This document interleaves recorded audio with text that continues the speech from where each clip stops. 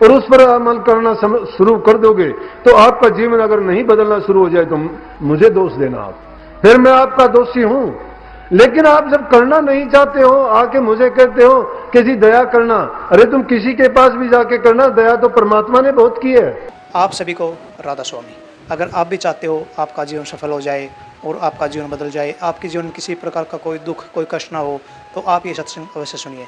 सत्संग में महाराज जी ने बताया कि हम अपने जीवन को किस तरह बदल सकते हैं, किस तरह हम चंद बातों को अपने जीवन में उतार कर अपने जीवन में बदलाव ला सकते हैं।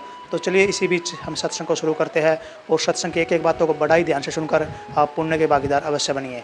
राधा स्वामी।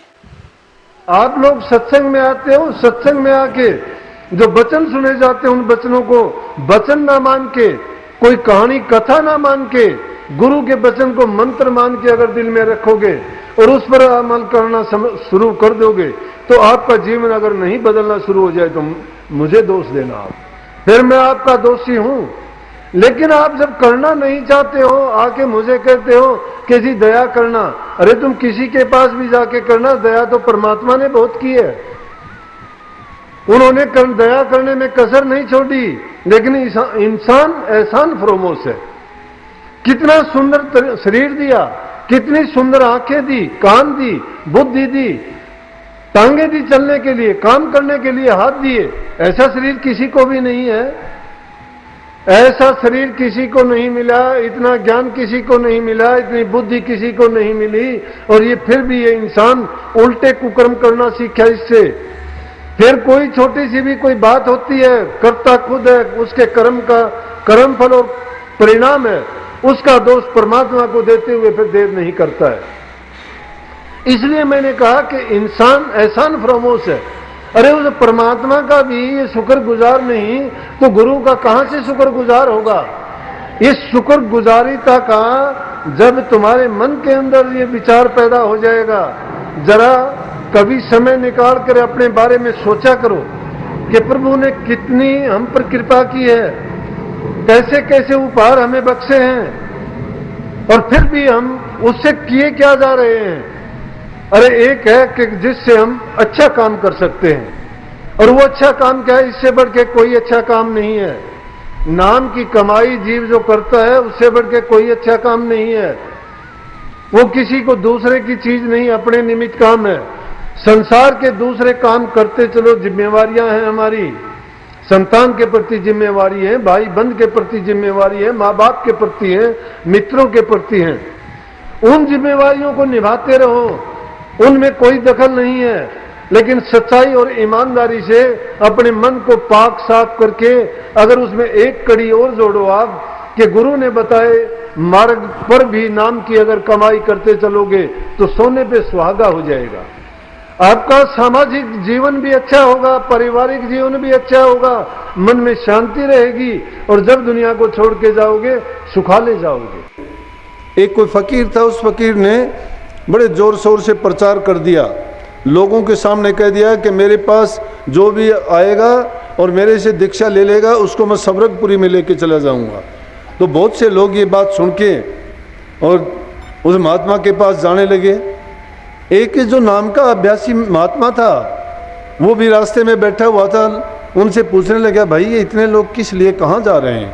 कहने लगे, जी एक फलां जगह में फ़कीर है, बहुत पहुँचे हुए फ़कीर हैं वो, और वो कहते हैं कि जो भी मेरे पास आके नाम की दीक्षा लेगा या मेरे साथ चल पड़ेगा उनको मैं बैकुंठपुरी में पहुँचा दूँगा।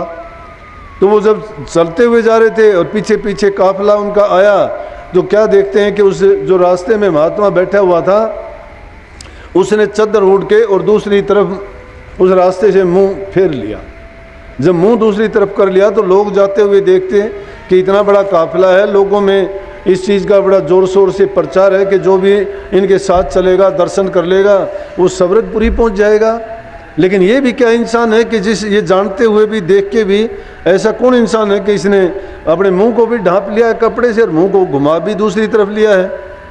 जब ये देखा तो उस फकीर ने रुक के उसका कपड़ा मुंह पर से हटाया और पूछने लगे कि भाई कोई क्या बात है, आपने ये कपड़ा क्यों ढक लिया? कि जो मेरे साथ लोग हैं इनको तो सबको मैं सबरकपुरी में ले जा रहा हूँ और मैं आपको देखता हूँ कि आप तो दूसरी तरफ मुंह फेरे हुए हो।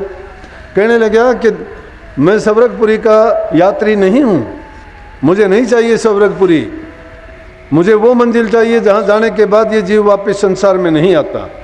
बोला कि ऐसी कौन सी बात है, आप क्यों नहीं जाना चाहते?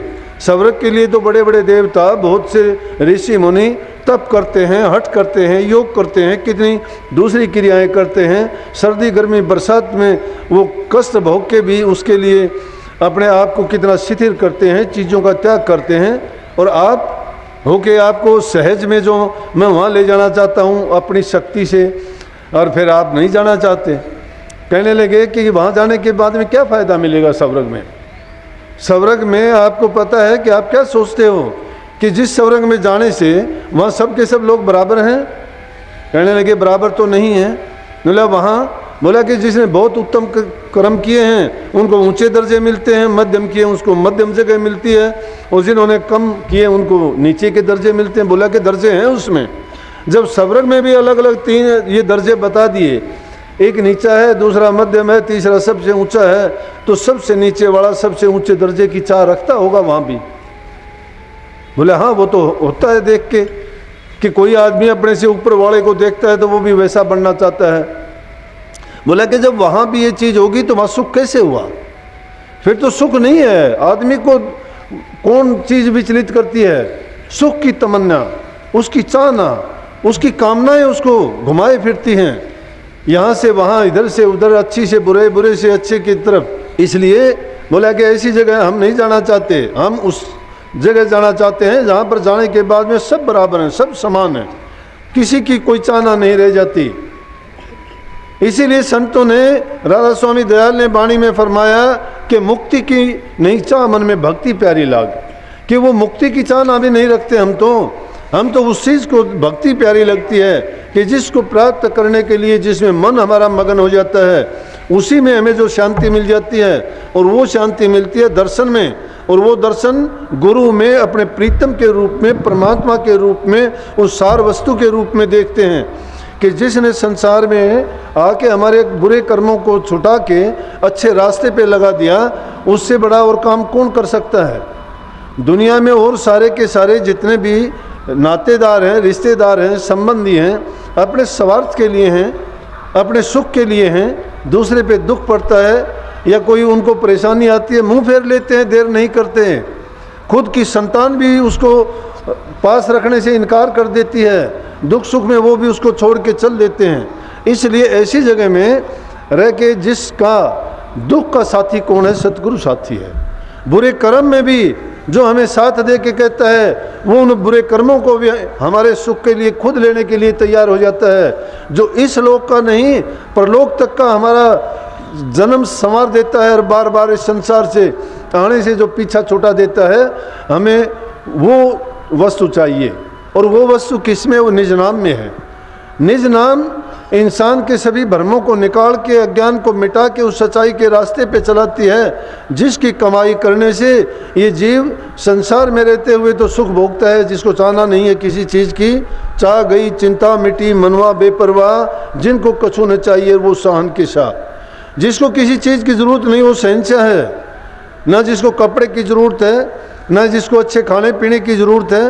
मन मगन है, और जब मन मगन किस चीज़ में होगा, वो नाम में मगन हो जाता है। इस इंद्रिय रस के भोग हैं जो चंद मिनटों के बाद में जिस रस को हम आनंद मानते हैं, किसी भी इंद्रिय से जो आप आनंद और सुख भोगते हो, जिस चीज़ को प्रयोग करके खुश होते हो, वो थोड़े टाइम में दुख में परिवर्तित हो जाती है, नहीं रहती वो चीज़ ऐसी। सत्संग को पूरा सुनने के लिए आपका बहुत बहुत धन्यवाद। हम आशा करते हैं आपने सत्संग को बड़ा ही ध्यान से सुना होगा। सत्संग में जो एक एक बातें जो महाराज जी ने बताई है, उनको बड़ा ही ध्यान से सुनकर अपने जीवन में अवश्य उतारिए, ताकि आपका जीवन सफल हो सके। और अगर आपको सत्संग पसंद आया तो कमेंट में राधा स्वामी लिखकर पुण्य भागीदार अवश्य बनिए। राधा स्वामी।